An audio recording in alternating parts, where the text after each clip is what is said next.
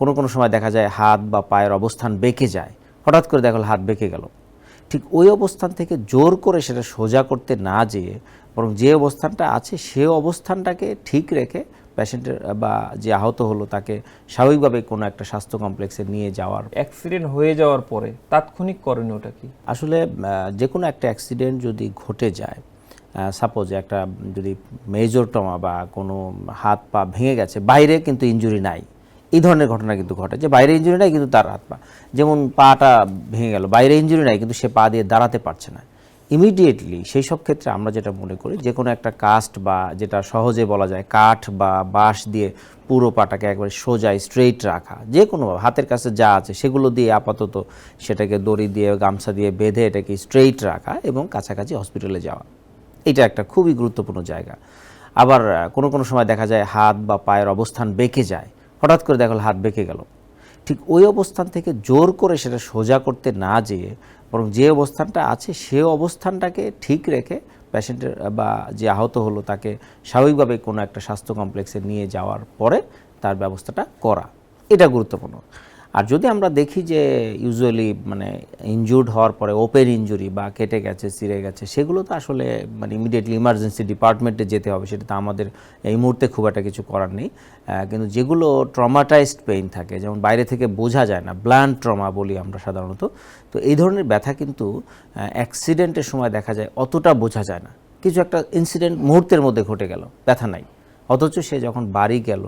প্রচণ্ড রকমের ব্যথা, সে পা উঠাতেই পারছে না, হাত উঠাতেই পারছে না, অথবা কোনো ক্ষেত্রে দেখা গেল যে মাথা উঠাতে পারছে না। আবার কোনো ক্ষেত্রে আমরা দেখি যে হঠাৎ করে তীব্র ঝাঁকুনিতে মাথায় প্রচণ্ড বমি বা এরকম সমস্যা হতে পারে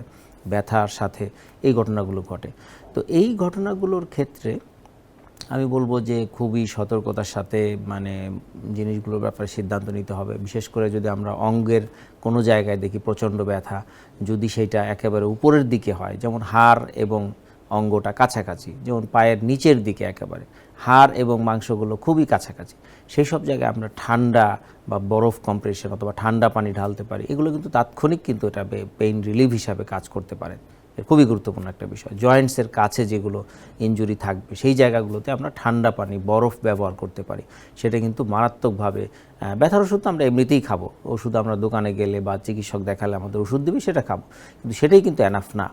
তীব্র ব্যথাটার জন্য তাৎক্ষণিকভাবে বরফ বা ঠান্ডা পানি, ফ্রিজের পানি ঢালা, এটা গুরুত্বপূর্ণ ভূমিকা পালন করতে পারে। একই সাথে যদি মাংসপেশি, যেমন দেখা গেল যে আমার পায়ের উরুতে একটা অনেক বড় মাংসপেশির জায়গাটা, ওইখানে আমি একটা বড় ধরনের ইনজুরি হয়েছি, অনেক সময় ট্রমা হয়ে গেছে বা লাল হয়ে গেছে, একটা জায়গা লাল হয়ে আছে কিন্তু কোনো আঘাত নাই বা কাটাছেঁড়া নাই, সেই সব জায়গা আমরা বলি অনেক সময় তাৎক্ষণিক গরম সেকটা কাজে লাগতে পারে। তো দুটো জিনিসকে পার্থক্য করতে পারে দর্শক যারা শ্রোতা আছে আমাদের সাথে আজকে, যে যদি দেখা যায় যে হাড়ের কাছাকাছি কোনো ইনজুরি, তাহলে সেটাকে ঠান্ডা বা বরফ কম্প্রেশন বা ঠান্ডা পানি, ফ্রিজের পানি দিয়ে এটা ব্যবহার করতে পারে। আর যদি মাংসের ক্ষেত্রে যে বিষয়গুলো হয়, মাংসের ট্রমা হলো, লাল হয়ে গেল বা এরকম ইনজুরি হলো, সেক্ষেত্রে আমরা বলবো যে গরম সেক বা গরম পানি ঢালা, বা তবে তীব্র গরম না, এই জায়গাটা খেয়াল রাখতে হবে, গরম কাপড় আয়রন দিয়ে কাপড় গরম করে সেটি দিয়ে কিন্তু মানে সেটা দিয়েও সেক দিলে ভালো